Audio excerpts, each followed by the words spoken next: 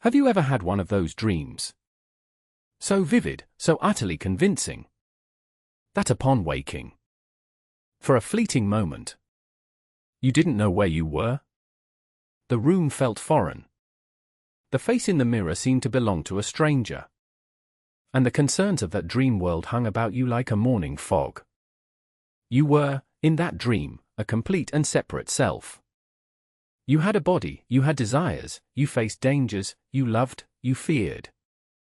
It was all so real. And then, you woke up. And the you of that dream, with all its urgent dramas, simply vanished. It was seen for what it was. A figment, a story playing out on the screen of your own awareness. Now, consider this waking life. This sense of being me. This feeling that I am inside a body. Looking out through these eyes. Piloting this vehicle through a world that is out there. I have a name. A history, a bank account. A collection of worries and hopes. It feels solid, permanent, undeniably real. But what if this waking I is just as much a dream character? What if the one who is dreaming this life, this intense, convincing, sometimes terrifying, sometimes beautiful dream of being a separate self is not who you think you are? We call this dream character the ego. It's not a thing, you see. It's a process. It's a habitual, persistent feeling of separateness. A story the mind tells itself, over and over. I am here. The world is there. I was born, I will die. I must protect this. Acquire that, become something. It's a narrative of a hero. Or a victim, journeying through time. But this narrative, however compelling, is a construction. It is a thought, a concept, wearing the mask of ultimate reality. And we believe it. We believe it so profoundly that we never think to ask. Who is the dreamer of this dream? Who is aware of this entire drama of me? Look closely at your own experience. You can observe your thoughts. You can witness your emotions. You can feel your sensations. So, who is this you that is doing the observing? If you say, well, it's me, my mind, then who is observing the mind? You see, every time you try to pinpoint the separate self, it retreats. It is always the subject, never the object. You cannot see your own eyes without a mirror. You cannot grasp the grasper. This is the first great clue. The feeling of being a separate I is itself a content of consciousness, like a cloud in the sky. But the sky itself, the vast, open, aware space in which the cloud of I appears and dissolves, that is what you are star. You are not the dream character. You are the dreamer. But even that is not quite right, for the dreamer and the dream are not two. Let me put it another way. Imagine the ocean. Vast, deep, rolling, expressing itself in an infinite dance of waves. Now, a particular wave arises. It has a beginning, it swells up from the ocean. It has a middle, it crests. It froths, it seems to have its own unique character. Perhaps tall and powerful. Perhaps small and gentle. And it has an end, it subsides back into the ocean. Now, if that wave could think, it might develop a wave ego. It might say, I am a wave. I am separate from the ocean.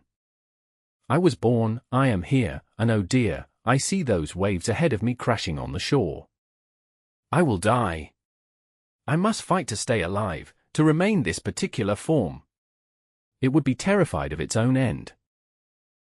But we, from our perspective, see the absurdity. The wave was never separate.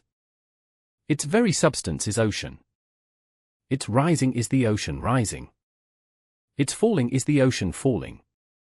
Its life and death are simply the ocean, playing.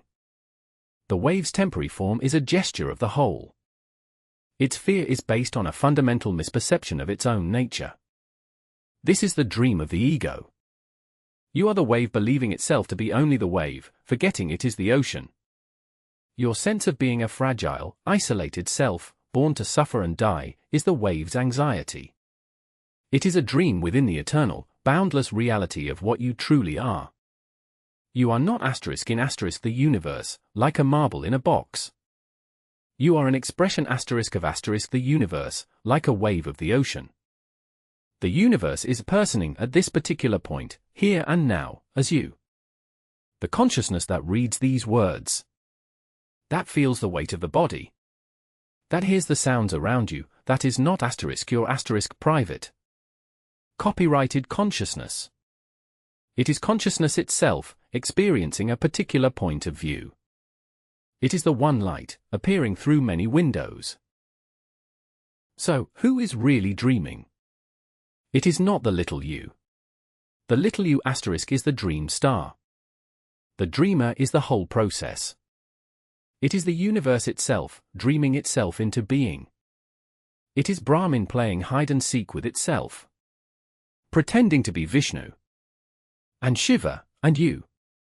And me, and the spider on the wall. God, if you like, has gotten lost in his own movie and believes he is the cowboy on the screen. And because the movie is so well made, because the sensations are so vivid, the emotion so gripping, the forgetting is complete. The dream feels utterly real. This is not to say the dream is meaningless or to be dismissed. Oh no.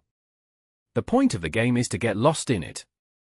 To believe it, fully and completely. Otherwise, the drama has no stakes, the joy has no sweetness, the love has no poignancy. The thrill is in the forgetting. But the wisdom, the liberation, comes in the simultaneous remembering. To be so completely involved in the dance that you are the dance. Yet with a faint, smiling awareness in the background that you are also the dancer and the stage. Now, you might ask, if I am the dreamer, why do I feel so trapped? Why does the dream of being a me involve so much pain, anxiety, and limitation? But see, that is the essential ingredient of the dream. A dream where everything is known, controlled, safe, and predictable is a boring dream. You would wake up immediately. The intensity of the dream, its terror, its ecstasy, its uncertainty, is what makes it compelling. What makes you believe in it? Think of watching a film. If you are utterly absorbed, you jump at the scary parts. You cry at the sad parts. You cheer at the victories. You have, for a moment, forgotten you are sitting in a safe chair in a dark room. You have identified with the character on the screen. Your body responds as if the events were real. That is the power of a good story. Now, imagine if, in the middle of the most terrifying scene, you suddenly remembered, oh, I'm in a cinema. This is just light on a screen. That actor is probably having lunch right now. The fear vanishes. The spell is broken. But you don't necessarily leave the theater. You continue watching, but now with a new perspective. You appreciate the artistry, the skill of the illusion. The experience is transformed. The suffering of the ego dream is the scary part of the movie you believe is real. The anxiety about the future. The regret about the past. The feeling of inadequacy. The fear of loss, these are the dramatic tensions in the story of me. They feel absolutely real. Because you are fully identified with the protagonist. Enlightenment, or awakening, is not about stopping the movie or getting up and walking out of the theater of life. That's not possible, and it would rather miss the point. It is that sudden, gentle, profound remembering in the middle of it all. This is a dream. I am not merely the character. I am the awareness in which all of this is appearing. And with that remembering, something magical happens. The suffering doesn't necessarily disappear, but its nature changes. It becomes like the fear in the movie, intense. Perhaps, but no longer threatening your fundamental being. It is seen as part of the dance, part of the pattern. The clenched fist of egoic identity begins to relax. You begin to see your own life not as a linear journey of a separate self struggling towards a destination, but as the universe expressing itself. Here and now, in this ever-changing pattern. The weight of being the sole author and responsible agent of your life lightens. You begin to live more like a leaf floating on a river, trusting the current, rather than a swimmer fighting against it. So, how does one wake up within the dream? How do you remember that you are the dreamer? It is not a matter of effort, of striving to become something else. The ego cannot wake up the ego. The wave cannot command itself to remember it is the ocean. Any effort by the separate I to achieve non-separation is a contradiction. It is the dream trying to manipulate itself. No, awakening is more like a cessation.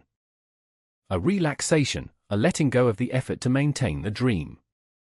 It begins with curiosity. With doubt. With the simple, quiet question we started with. Who is aware of all this? Don't answer it intellectually. Feel into it. Turn your attention around.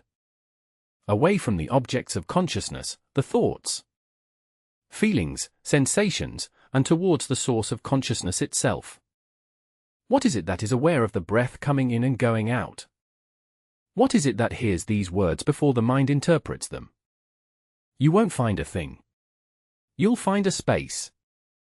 A presence, a knowing emptiness that is full of everything. This is not a blank void, but a vibrant, intelligent clarity. It is like the screen upon which the movie is projected. The screen does not fight with the dramatic images. It holds them all, allows them all, and remains utterly unchanged by them. A battle scene does not tear the screen. A joyful scene does not make the screen happy.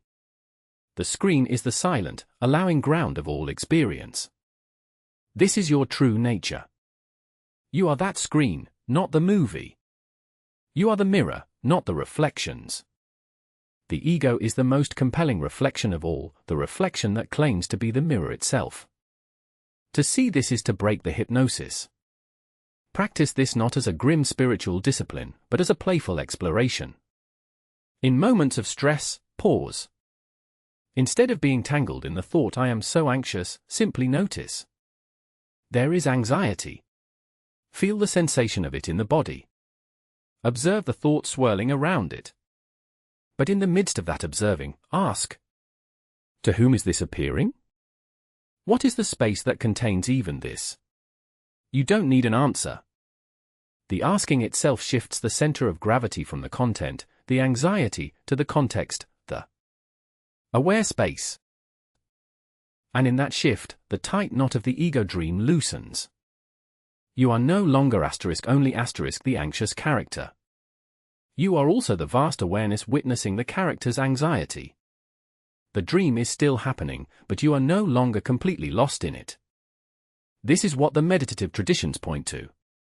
Though we've often turned it into another ego project called getting enlightened. It is not an achievement. It is a recognition. A homecoming. You are not becoming the ocean. You are realizing you have never been anything else. The wave was always ocean, even at the peak of its forgetting. So there is nothing to fear. Your death, from this perspective, is not the annihilation of the wave, but its return to its essential nature. It is the end of a particular dream, and a waking up into the broader dream. Or perhaps a waking up from dreaming altogether, who can say? But if the dreamer is what you truly are, then what can possibly be lost? Now, this can sound terribly abstract. Let's bring it down to earth, to the daily fabric of your life. You are arguing with a loved one. The heat of emotion is rising. The story of what they did to me is solidifying into concrete reality. In that moment, the dream of the ego is at its most potent. You are 100% the aggrieved, separate self. Can you, in the heat of that moment, introduce a sliver of doubt? A nanosecond of awareness? Can you, even while fully engaged in the argument, have a tiny, background whisper? This, too, is part of the dream. This anger, this hurt, This me versus them, it is a dramatic scene playing out in awareness. This doesn't mean you become passive or disengaged. You may still speak your truth passionately, but the identifying glue has weakened. The drama is no longer ultimate reality. It is a play of forms. And from that slight distance, a strange compassion can arise, for yourself, for the other. You see, you are both caught in the same dream, playing out roles assigned by your respective histories, fears, and desires. Or consider a moment of great joy. A beautiful sunset, a child's laughter, a moment of creative flow. In the ego dream, the mind often rushes in. This is wonderful. I am so happy. I must have more of this. I must hold on to this feeling. And immediately, the joy becomes tinged with the anxiety of future loss. It is claimed by the me. But what if, in that moment of joy, you could let go of the claim? What if you could simply be the joy, without the separate experiencer standing apart from it saying, "This is mine"? You would find the joy becomes deeper, purer, less self-conscious. It becomes not my joy, but joy itself, manifesting. You are not having an experience. Experience is having you. Life is living itself through you, as joy. This is the taste of the dreamer dreaming without the filter of the ego. This is the great secret woven into the heart of the human experience. Your very seeking for meaning, for peace, for love, for God, it is the universe seeking to know itself. It is the dreamer, within the dream, looking for the dreamer. It is a game of hide and seek where the seeker is the hider. The frustration you feel, the existential ache, is the friction of the illusion. It is the reminder that you are pretending to be something you are not. And that reminder is grace. It is the alarm clock gently buzzing within the dream. So, do not hate the ego dream. Do not wage war against your own feeling of separateness. That is just another layer of the dream of the spiritual hero fighting the dragon of ego. It's a great story, but it perpetuates the duality. Instead, smile at it. Observe it with curiosity and kindness. See it as a magnificent, intricate, and sometimes tragic comic performance. Honor it. For without this dream of separation, there could be no love. Because love implies a movement towards another. There could be no discovery, no surprise, no art, no conversation. The unbroken silence of absolute oneness would remain just that, silent. The dream is the song the silence sings to hear its own melody. Let's consider the implications of this for how you view the world. If all is a dream within the one dreamer, then what is the world? It is not an inert, dead collection of matter out there, separate from the living consciousness in here. That is the ego's divisive view.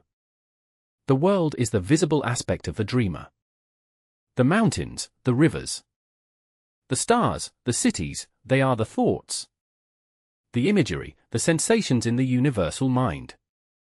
You are not a stranger in a foreign land. You are that land, perceiving itself from a particular point of view. The tree you see is not separate from the seeing of it. The entire process, the tree, the light reflecting from it, the eyes receiving the light, the brain processing the signal, and the conscious experience of tree is one seamless event. It is a single gesture of the whole universe, happening now. This is why, in moments of pure perception, when you are utterly absorbed in the beauty of nature, or in the depth of a piece of music, the sense of I fades. There is just the experience. The boundary between the perceived and the perceiver softens and dissolves.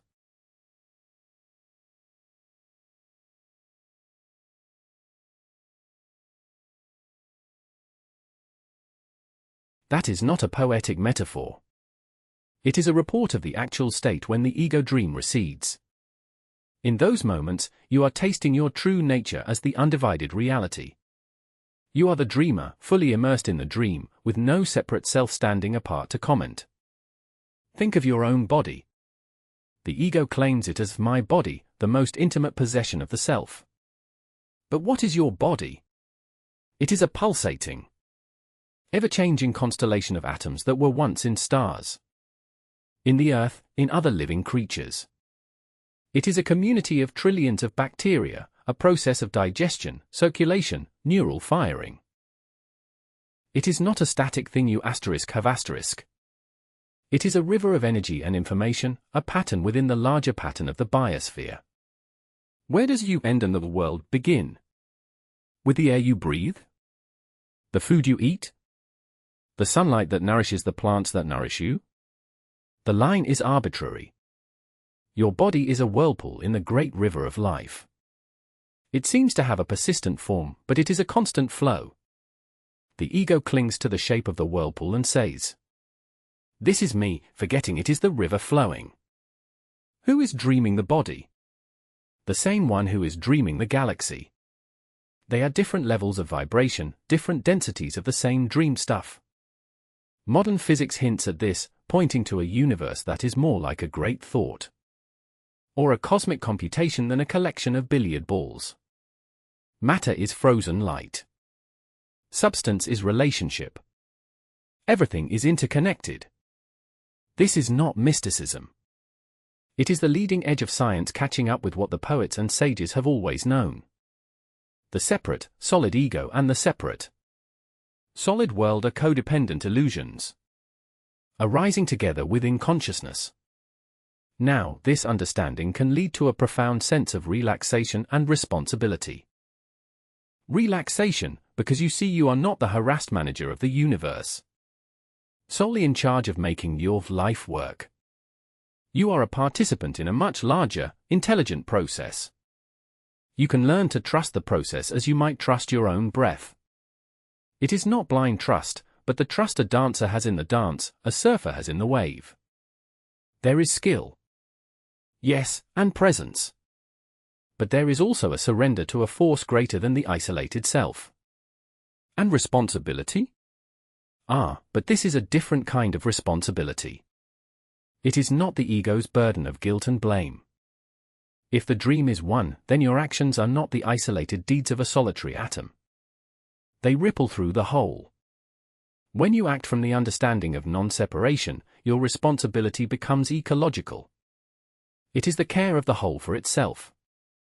It is the left hand naturally tending to a wound on the right hand, not out of duty, but because they belong to the same body. Compassion, then, is not a moral commandment for the separate self. It is the natural expression of the whole recognizing itself in the part. You help another not because you are good, but because there is, in truth, no real other to help. It is the dreamer tending to its own dream. This is the ultimate resolution of the dream of ego.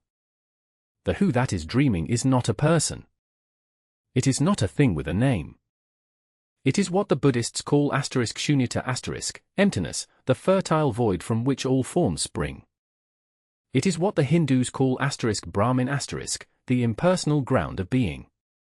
It is what the mystics of all traditions have pointed to as the God beyond God, the unnameable. And you are that star. Not as a concept, but as your most immediate, undeniable reality, prior to all thought.